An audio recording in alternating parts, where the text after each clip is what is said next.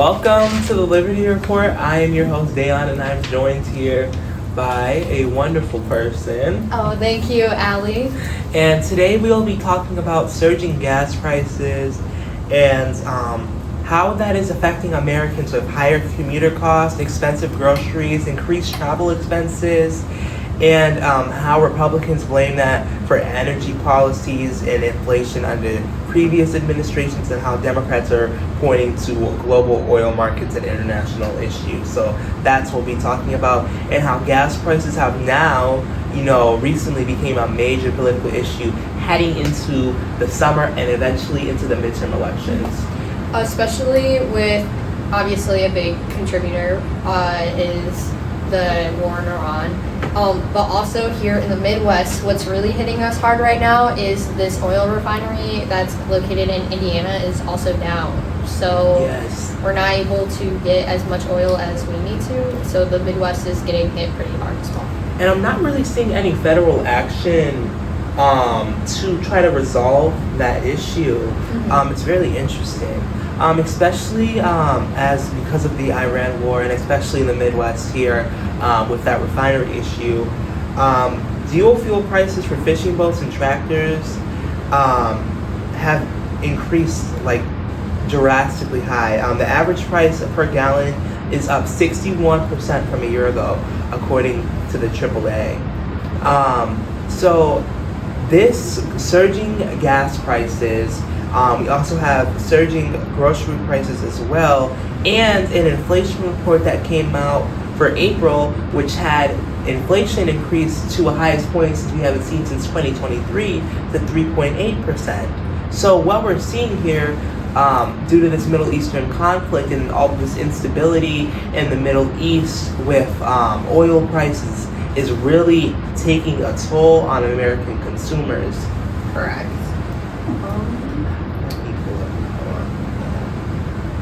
Just cut this out. Right. Yeah, I'm trying to pull up everything right now.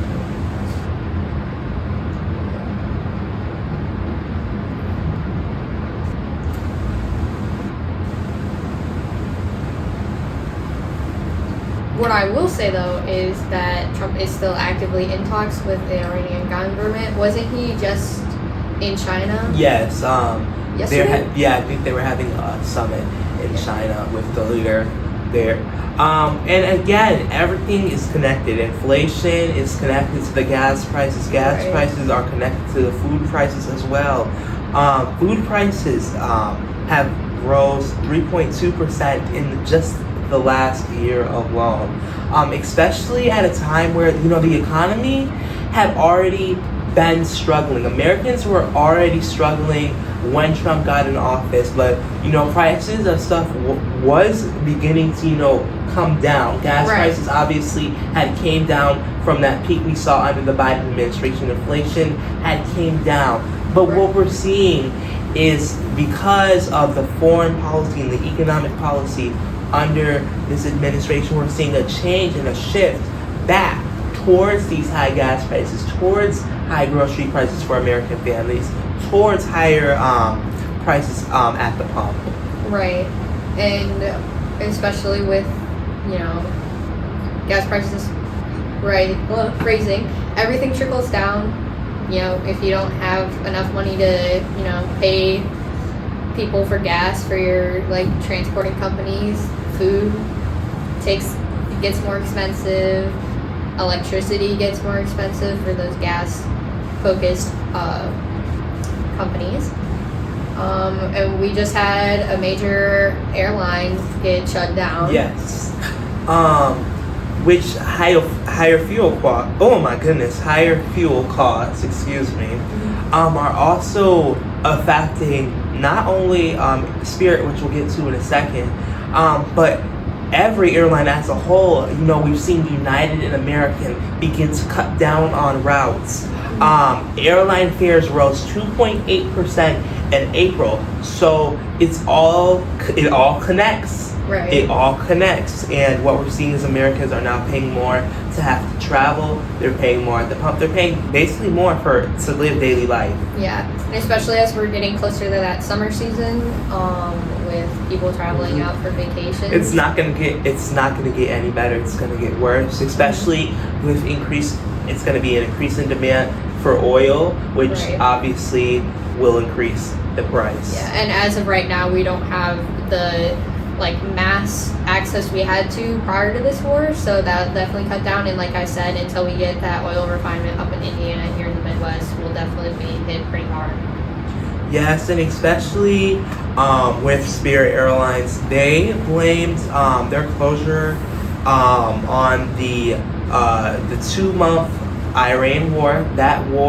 Only because it was 2 months. Only because it was 2 months, they still had to shut down just because oil prices, skyrocketed astronomically, where they could just, not stay afloat. I mean, they were already struggling, but they were, able to get by. But I guess the oil prices were just like the last blow. Yeah, and especially because it was targeted towards its lower cost of tickets, but still get quality flighting. So we could see vacations and all that traveling become more of that unattainable luxury, I want to say, with these increase of, and people, there were several accounts of people just being stranded after Spirit Airlines just immediately shut down, with flights obviously getting canceled due to no longer operating. So, and this could also have an effect on the incoming midterms. I mean, Democrats have already, had that advantage throughout the year, but this could also open up new opportunities for their party, especially when a time where inflation is up and Americans are struggling to get by, especially after, the hard times that most Americans have already had during coronavirus, where the country was shut down for multiple months.